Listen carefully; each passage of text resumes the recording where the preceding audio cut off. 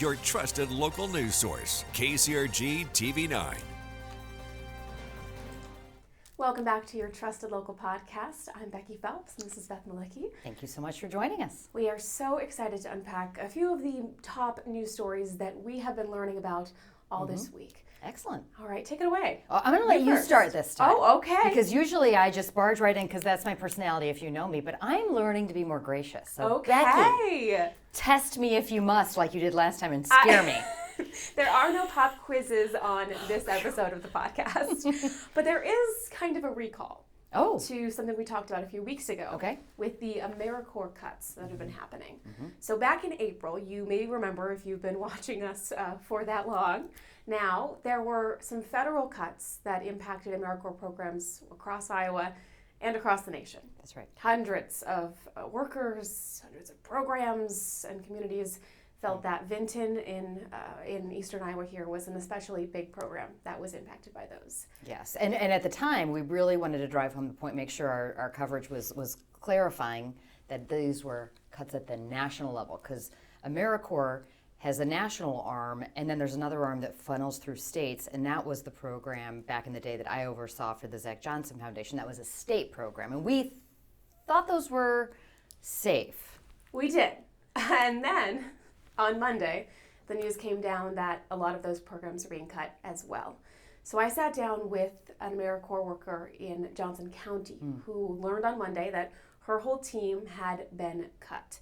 Before we get into that, I want to show you guys, if for those of you who are watching on video, a map of these are all of the AmeriCorps host sites in Iowa. So these are where those AmeriCorps workers statewide, the state ones, not the federal ones, the state ones are located. So for those of you who can't see the map, there's a couple dozen little circles around in different counties, and they show all of the different kinds of work that AmeriCorps workers do. So there are little book logos for educational things.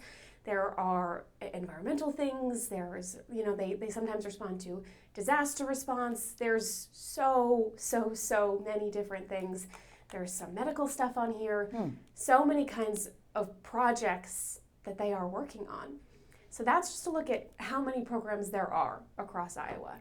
And really concentrated, I mean, is that Des Moines? That's Des Moines. Which makes sense, yes, because it's the highest population region. Yes. Quite a few in Johnson County. A lot in Johnson County. I'll zoom in here. We can get kind of a closer look at a bunch of these. Yeah, so these are scattered across Iowa City mostly here. So are all of the state ones now losing funding as well? Or certain state ones? Certain state ones. Okay. We know of about 380 state AmeriCorps members who are being impacted. And combined with the federal numbers, that's close to 600 in Iowa members who have been impacted now. So also between those, about 15 different programs. And full disclosure, my son was an AmeriCorps member a few years ago. He did it for one summer working in Cedar Rapids Community Schools, supporting middle school students specifically. And that was again through the Zach Johnson Foundation. And these members serve an assignment for an allotted amount of time. Now they can re-up for another assignment, but they typically serve, like my son did, for a summer or 1 year or 2 years, right? Yeah, it's often 1 year contracts. Yeah, That's or what I some of remember. them are summer-long projects, so they're just there for a few months. Okay. So it does kind of vary depending on which mission they're going to. So are you finding the state ones that are being cut, Becky, they're losing their role, their assignment mid-cycle? Yes. Like they thought they would have this, because you do get a small stipend as well as an educational award, like to pay for student loans or pay for college or pay for a trade school. So they're not, they just have to go home? They just have to go home. Okay. They are done now.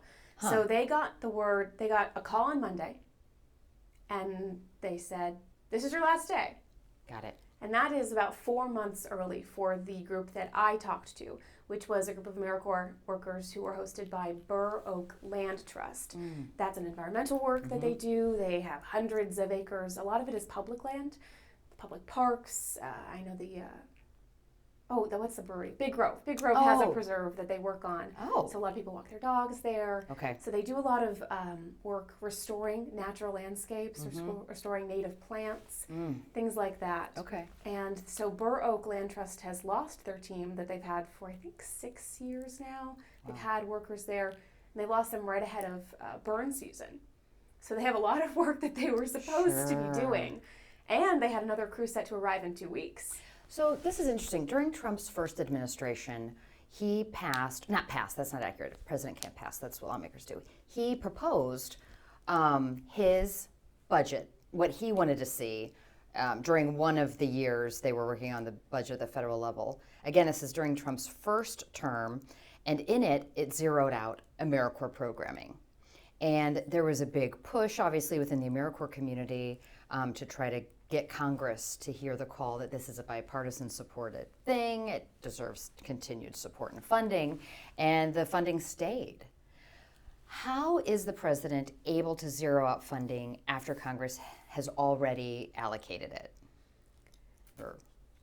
It's confusing. Okay. Yeah, and it might be challenged. I mean, we've talked about a lot of grants and programs and funding that have been cut and then has been challenged. The Institute of Museum and Library Services, I believe, that's just been challenged, cutting that program. Got it. So it is very confusing. And there's been quite a flip because it's now Republicans that are pushing for AmeriCorps to be cut. Sure. And we asked Congresswoman Ashley Hinson about, because in the past she visited the Vinton site and voiced support for AmeriCorps, and she didn't really give I support Trump's cutting this program, nor I will work my tail off to save it. She didn't say either of those. She was pretty neutral, I guess, on the topic of AmeriCorps, double downing, saying Trump has the right to look at every expense with a fine-tooth comb. She says something along those lines. Right. So what they're pointing to is, Hinson has pointed to this, is wanting to ensure taxpayer dollars are respected. That's right. So AmeriCorps has, for the last 8 straight years, failed its government audits. And a lot of Republicans have flagged that as, it's a waste of money, it's committing fraud, it's a waste of taxpayers' dollars. We took a look at those audits, and it does find that there are holes in record keeping and oversight. But it also flagged exactly $0 as fraud or as, questionable spending. So I think when we hear the word audit, we automatically assume money is involved, because for normal people, when the IRS audits you, it's because of your income tax. But in federal government, anyone who has ever worked for a municipality or a nonprofit that gets federal dollars, they can audit you for all kinds of things, for compliance with the grants stuff that has nothing to do with money. So the use of the word audit, while accurate, is likely confusing to the general public. It's like in the world of immigration. You can be protected and be called a parolee. Well, for normal people, if you're a parolee, that means you committed a crime, you've been convicted, and now you're post-conviction. But in the immigration world, being a parolee means something totally different. You actually want that. So government language is something else. Yeah, and it's our job as journalists to make sure we're as accurate while also ensuring those consuming our information understand what we're saying. Yeah. That's why we're never bored. No, never bored. So, Becky, this happens every time. This happens a lot. Whichever president is in power, we as journalists nitpick.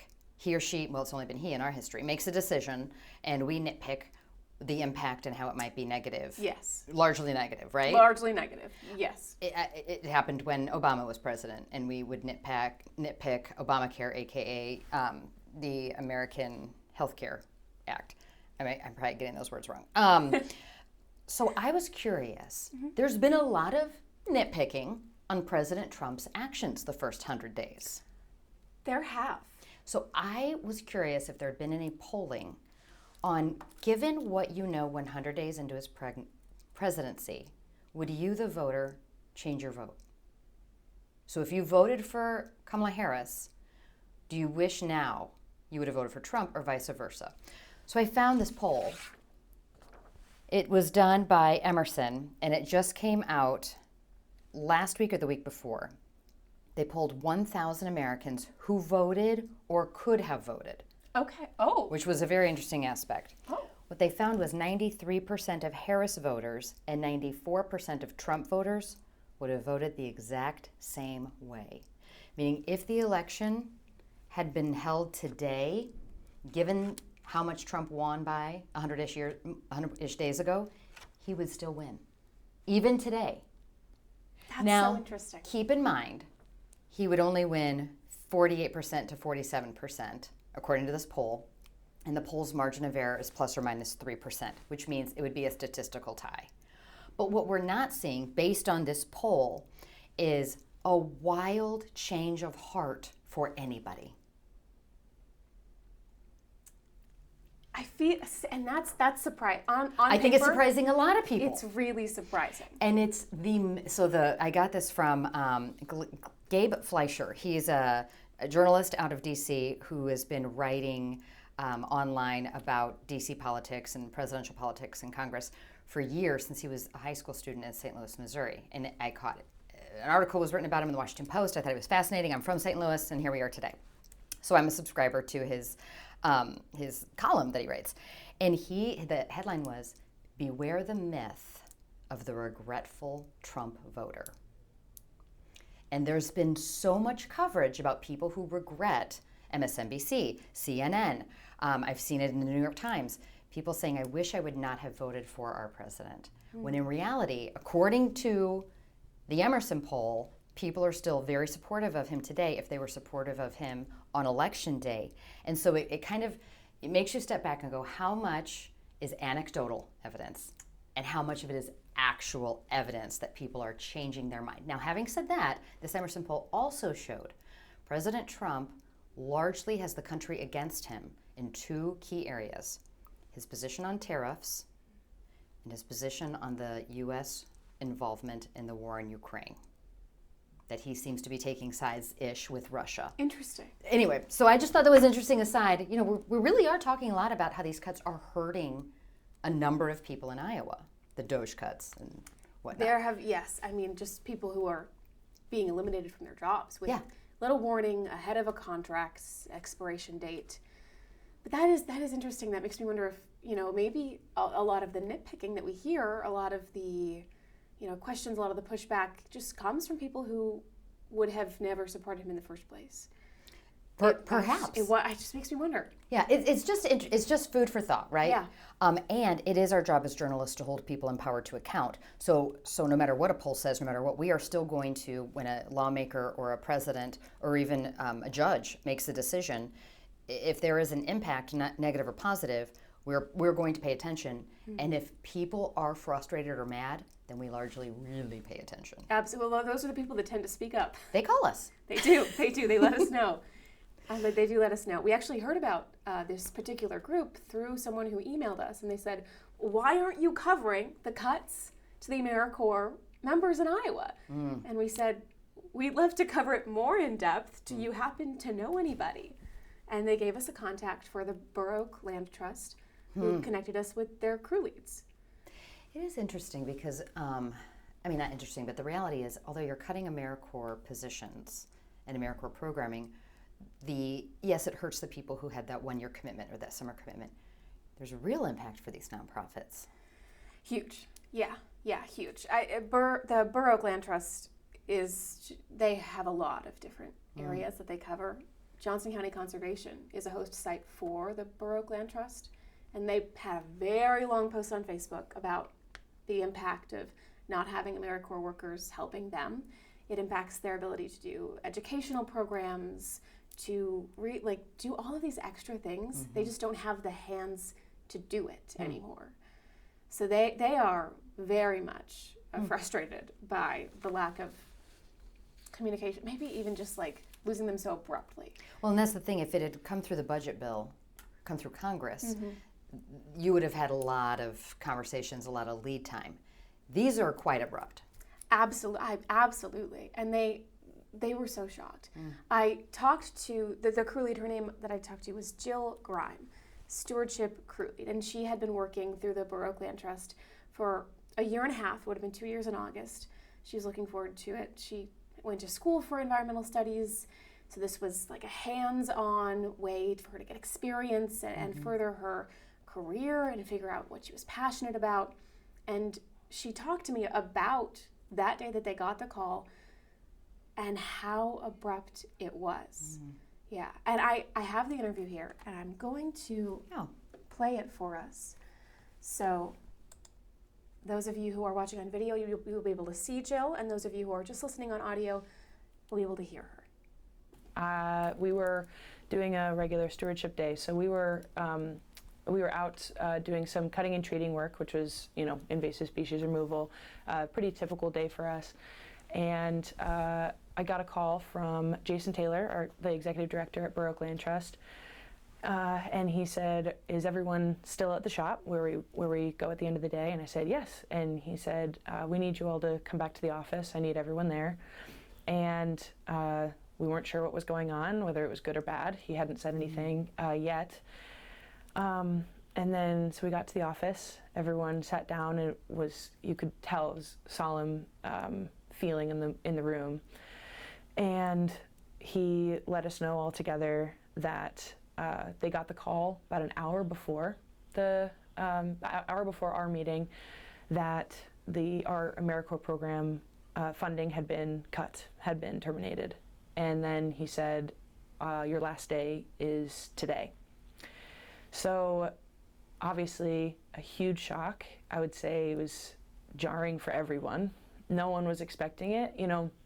You hear whispers, and it's not like we hadn't heard the news of different AmeriCorps programs getting cut, or just programs in general. But you always think it's not going to happen to you, right?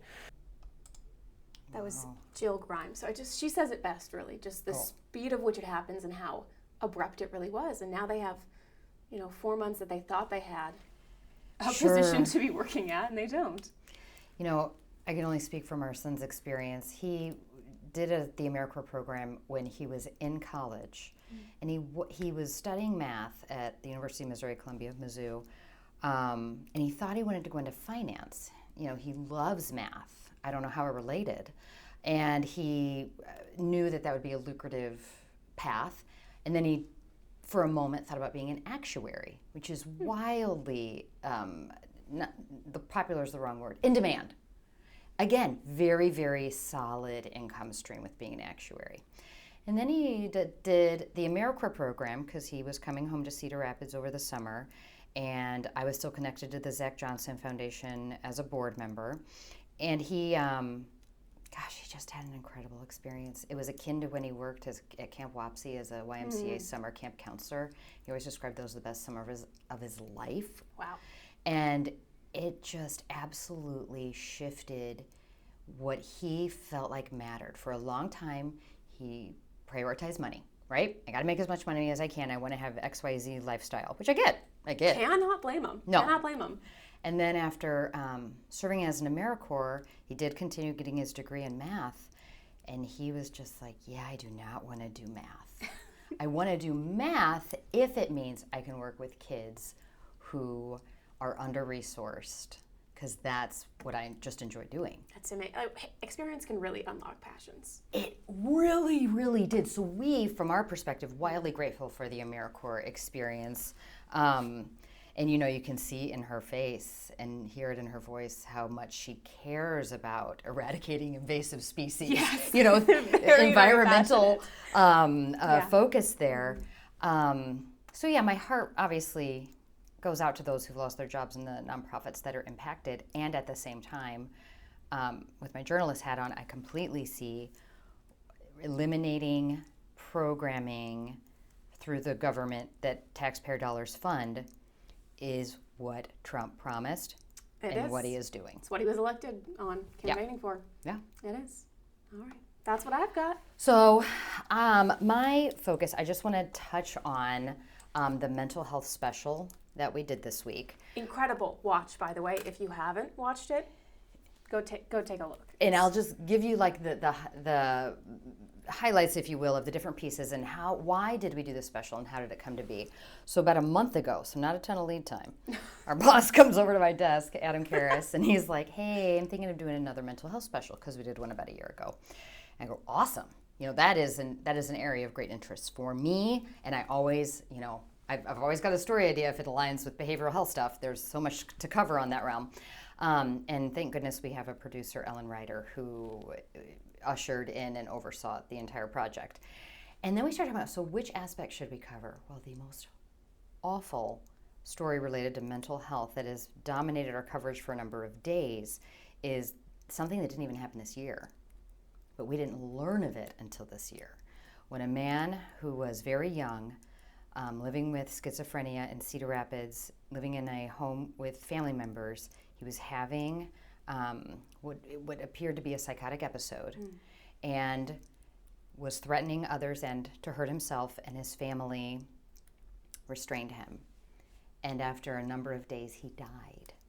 And the autopsy showed he died of dehydration, as well as just things related to being restrained. And he was quite young. I believe he was 18. Ezekiel Basami. And we just had many conversations in the newsroom when we did a number of stories of how could this have happened? How could somebody who was so sick and in so much need of care, nobody reached out for help as far as we can tell. Police were not notified until days after he had died. Just so many layers of awful. And so we wanted that to sort of be a launch pad, that tragedy, to how we can talk about some of these thornier aspects of mental health. Because mental health, like so many things in life, are a massive spectrum. You can have grief after the loss of a loved one or even the loss of a pet, but that's episodic and that might remedy itself within X amount of days, weeks, months. If it stretches on beyond a certain point, it can be considered depression. I'm not a physician, I'm just my lived experience. Then we have folks who are about 1 to 3% of the population whose functionality, whose day-to-day life is hampered because of their mental illness. They struggle to get proper nutrition, to maintain housing, hold a job.